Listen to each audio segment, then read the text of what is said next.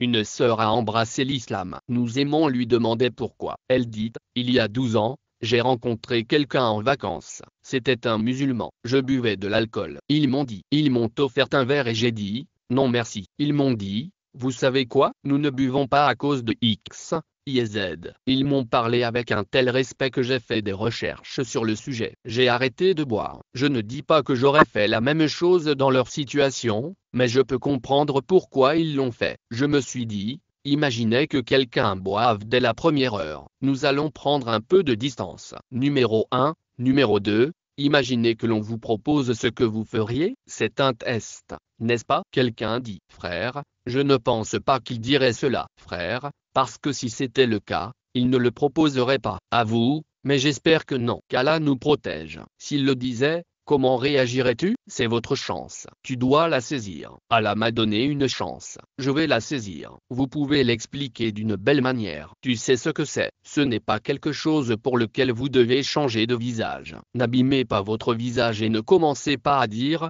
qu'est-ce que tu fais? Tu vas au Jahannam. Détendez-vous. Détendez-vous. Touchez leur vie de manière positive. Vous allez vous mettre en colère. Vous allez la toucher négativement. Si vous le voulez, allez-y, réfléchissez à ce que vous dites, parlez-leur, communiquez avec eux, engagez-vous avec eux, touchez leur vie d'une belle manière. De quoi parlons-nous? De toucher la vie de quelqu'un qui est en train de commettre un péché à ce moment-là. Il vous offre de partager le péché avec eux. Vous touchez leur vie d'une telle manière. Cela aura un impact plus tard. Je vous donne l'exemple vivant d'une sœur. Il y a plus de 10 ans, quelqu'un m'a parlé de l'alcool. J'ai fait des recherches et j'ai compris qu'il s'agissait d'une chose à laquelle je devais renoncer. J'ai fini par renoncer à l'alcool et j'ai commencé à étudier l'islam parce qu'ils étaient musulmans. J'ai découvert que c'est une religion qui protège votre santé. Comment protège-t-elle la santé? Par le biais du halal. Je n'ai jamais su ce qu'était le halal, car nous avons été bombardés d'informations erronées selon lesquelles le halal est en fait une sorte de magie. Si vous en mangez,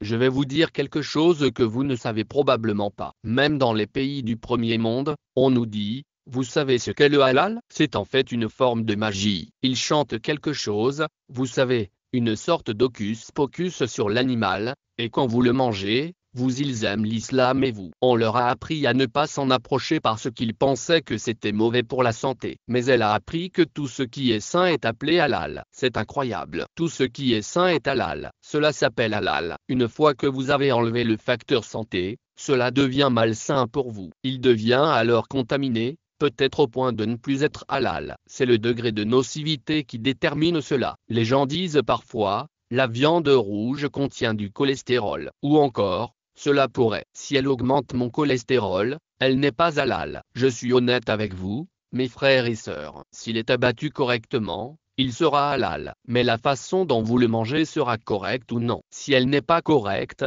vous vous faites du mal. Vous ne pouvez pas vous contenter d'en manger. Chaque jour, vous mangez un demi-kilo ou même 1 kilo de nourriture. Techniquement, c'est halal, mais la façon dont vous le mangez n'est pas correcte. Nous utiliserons le mot mauvaise inshallah pour nous aider à comprendre. C'est le don d'Allah. Lorsque cette personne m'a touché, j'ai été touché et ému de manière très positive. Cette expérience a eu un impact profond sur moi, et aujourd'hui je la partage avec vous. Lorsque cette personne a dit « Subhanallah », je suis passé à l'islam grâce à quelqu'un qui m'a parlé alors que je buvais et que je leur offrais à boire, j'ai été profondément ému. En conséquence, j'ai cessé de boire et j'ai commencé à étudier. J'ai fait des recherches sur la question du halal et j'ai trouvé cela tellement émouvant que j'ai décidé d'approfondir ma foi. J'ai alors réalisé qu'il s'agissait de la vraie foi. À un moment donné, je n'aimais pas du tout les musulmans. Cela prouve que si vous touchez la vie de quelqu'un, Allah peut changer les choses. Vous et moi ne sommes qu'un moyen pour atteindre un but. C'est Allah qui guide, mais vous devez saisir l'occasion de le faire. Ne manquez pas l'occasion.